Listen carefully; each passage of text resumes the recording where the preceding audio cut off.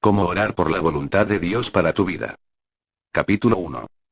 Cómo orar para conocer la voluntad de Dios para tu vida. Desde que puedo recordar, me despertaba todas las mañanas con un abrumador sentido de pavor. Es el mismo sentimiento que tienes cuando te despiertas por primera vez después que alguien que amas ha muerto en forma trágica y súbita. La realidad te llega como una inundación y te das cuenta de que no se trata de una pesadilla. Con todo tu ser quisieras que no fuera verdad, pero lo es, y lo debes enfrentar. El pensamiento de llegar al fin del día trae tal peso de depresión que solo salir de la cama requiere un esfuerzo muy grande. Así es como me sentía, aunque nadie había muerto. Nadie, es decir, excepto yo. Yo estaba muriendo todos los días. Lo sentía, pero no sabía qué hacer en cuanto a eso. Nadie vio jamás mi lucha, así que yo pretendía que todo estaba bien. Y era experta en eso. Me mantenía tan ocupada como podía, con tantas personas como era posible, para crear una diversión tan grande que no tenía que sentir la terrible falta de propósito en mi vida. Pero siempre existía el momento de extrema soledad, sin ruido ni actividad, cuando cruzaba del sueño a la conciencia. En esos primeros momentos al despertar, la quietud ensordecedora exponía la futilidad de mi vida, y era intolerable. A menudo pensé en el suicidio como una vía de escape porque no quería despertar de nuevo con ese pavoroso sentimiento y tener que enfrentar otro día. Por cierto que ni siquiera podía imaginar que las cosas pudieran ser diferentes de cómo eran. Había pasado toda una vida tratando de transformarme a mí misma y de cambiar mis circunstancias, y encontré que era totalmente incapaz de hacerlo. Por demasiado tiempo mi propia manera de ser y la forma en que iba mi vida habían sido inaceptables para mí. Y no podía ver otra salida. Por supuesto que había estado en una búsqueda extensa para encontrarle significado a mi vida.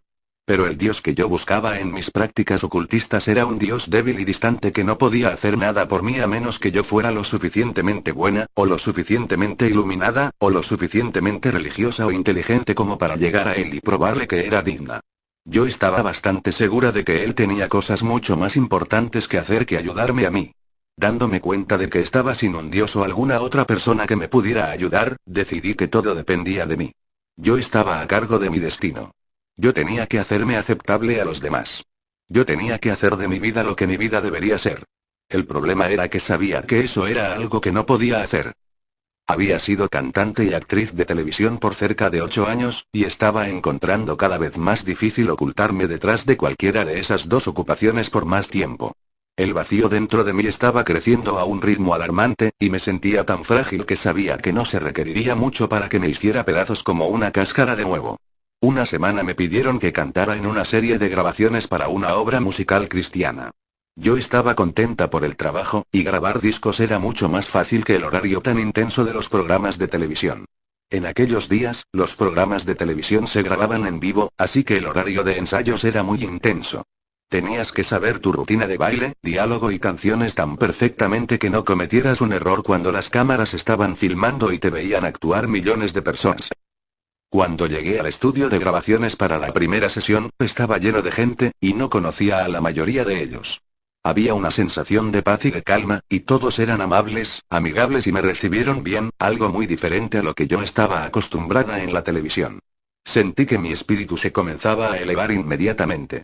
Esto fue sorprendente, porque era una sesión de grabación temprano en la mañana, lo que significaba que no había tenido mucho tiempo para salirme de mi depresión matutina tradicional.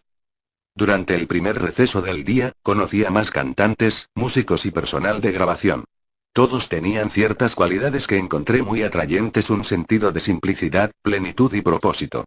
Tal vez alguien se pregunte cómo pude identificar el sentido de plenitud, y no sé cómo explicarlo, excepto que era algo que se destacó en absoluto contraste con mi propio vacío. También sentí que ellos no estaban en las drogas, el alcohol y la promiscuidad. De nuevo, había un gran contraste.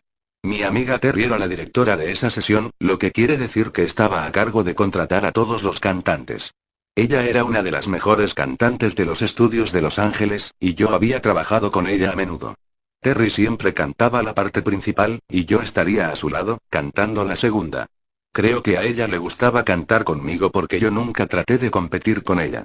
En cambio, yo reconocí su habilidad, y trataba de seguirla lo mejor posible cuando cantábamos. Ella me tomó bajo sus alas en esta sesión porque sabía que yo no conocía a mucha gente allí. La forma en que cantábamos era la de 3 personas usando un solo micrófono. En el nuestro, Terry estaba en el medio y otra chica y yo a ambos lados de ella, mirando a la música del mismo pedestal de metal. Después de terminar el primer receso y cuando estábamos grabando de nuevo, yo levanté la mano para tratar de ajustar mis audífonos. Cuando bajé la mano, el anillo de oro que tenía en uno de los dedos le pegó al pedestal de metal e hizo un ruido muy fuerte. Eso trajo la sesión a una inmediata interrupción. Esto sucedió en aquellos días en el pasado cuando no estaba disponibles ninguno de los artificios tecnológicos con los que contamos hoy en día. Un error de esta magnitud significaba que teníamos que comenzar toda la sesión de música de nuevo, lo que no fue algo bueno, porque había sido perfecta a ese momento. Temí que mi carrera en grabación había terminado. Por lo general, algo así hubiera significado que no me llamaran para trabajar de nuevo. No era solamente que había cometido un error. Era el dinero que les costaba a los productores por el tiempo involucrado en tener que grabar todo de nuevo. Me sentí muy mal por lo que había pasado y me disculpé mucho. Esperé recibir miradas enojadas, que nadie se arrimara a mí a la hora del almuerzo, y una llamada pidiéndome que no regresara para el resto de las sesiones. En cambio, todo el mundo actuó como que no fuera gran cosa y como que aún me valoraban como persona. Lo único que sucedió fue que la directora dijo con mucha gentileza que si alguien más estaba usando anillos o brazaletes, que por favor, se los quitara, lo cual todos hicimos. A esa altura sentí ganas de llorar, no solo por haber cometido el error, sino por el amor y la misericordia que me habían brindado. En mi experiencia, eso no era lo que normalmente ocurría. Fue durante nuestro receso para almorzar, cuando todos salimos a comer juntos, que supe que todos en la sesión de grabación eran creyentes menos yo. Todos hablaron de su futuro, algunos de los cuales, me di cuenta que eran más precarios que el mío. Y sin embargo ninguno de ellos le tenía miedo al futuro como le temía yo. Yo temía no tener un futuro. Ellos sabían que tenían un futuro porque entendían que Dios tenía un plan para sus vidas. Decían que mientras estuvieran caminando en la voluntad de Dios, el futuro de ellos estaba seguro en las manos de Dios. Yo nunca había escuchado nada semejante. Era obvio que el Dios de ellos era diferente a los dioses que yo había estado buscando. Era personal. Era amoroso. Tenía un plan para la vida de cada persona. Yo no dije nada en cuanto a mi situación porque no quería exponer que no era creyente y posiblemente poner incómoda a Terry. Ella sabía que yo no era creyente, pero yo creía que los demás no lo sabían. Ahora, mirando hacia atrás, estoy segura de que todos lo sabían. Es probable que estuvieran tan conscientes de mi vacío como lo estaba yo de su plenitud. Todos los días, durante las sesiones, me encontraba atraída cada vez más al sentido de propósito que estas personas tenían en sus vidas. Yo quería también ese sentido con todo mi ser, pero no sabía qué hacer para siquiera estar cerca de él. Estaba segura de que una persona tendría que haber nacido bajo una estrella diferente de la mía para obtenerlo. Y sin embargo, no podía quitarme de la mente la idea de la voluntad de Dios. Me pregunto si Dios tiene un plan para mi vida, pensé. Eso querría decir que no tendría que tratar que las cosas sucedieran en mi vida. Pero ¿qué pasaría si su plan para mí es que sea misionera en Siberia? La muerte sería mejor. ¿Cómo puedo saber cuál es el plan de Dios para mí? Pensé en esto durante los próximos días de las sesiones. Trataba de saber más sobre cada uno de los cantantes durante nuestros almuerzos sin dejarles saber por qué estaba interesada. No quería que nadie me presionara para tener una vida de propósito. Además, ser desdichada era algo familiar para mí, y yo me sentía más cómoda en terreno conocido.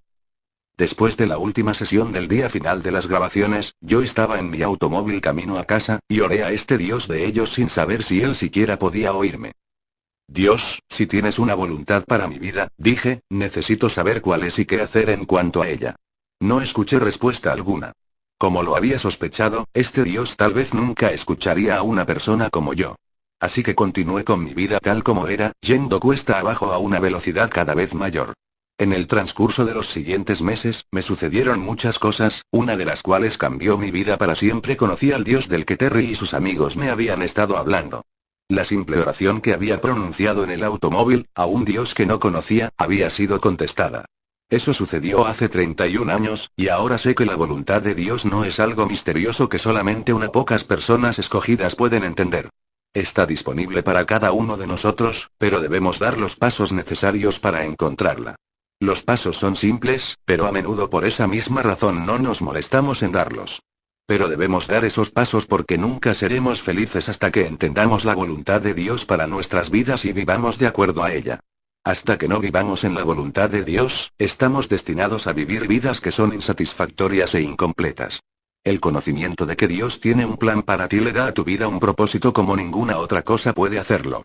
Simplifica todo, porque no es necesario que tengas que dilucidar todas las cosas y que hagas que sucedan. Lo que tienes que hacer es mirar al Señor, sabiendo que Él tiene todas las explicaciones y que Él hará que sucedan. Desde ese momento en adelante, oré continuamente. Dios, dime lo que debo hacer. Muéstrame qué pasos dar. Guíame a dónde debo ir. Y Dios contestó esas oraciones.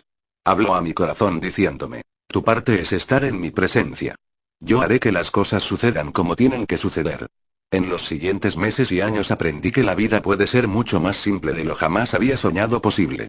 No importaba cuál fuera mi situación en el momento. Todo lo que yo tenía que hacer era dar el siguiente paso que el Señor me estaba mostrando. Y al hacerlo, comencé a ver una forma sólida de vivir, la cual podría explicar a otras personas. Yo podía decir, simplemente da esos pasos. Mientras tanto estés caminando con Dios y viviendo de acuerdo a sus caminos, no es probable que te salgas de la senda. Y si por casualidad lo haces, Él te va a colocar en la senda de inmediato. Eso es porque has estado escuchando la voz de Dios, y sentirás en tu corazón cuando has violado uno de sus mandatos. Los siguientes capítulos de este libro son los pasos básicos que se deben dar para establecer una relación íntima con Dios, para colocar un sólido fundamento en su verdad, y para aprender los principios básicos de la obediencia.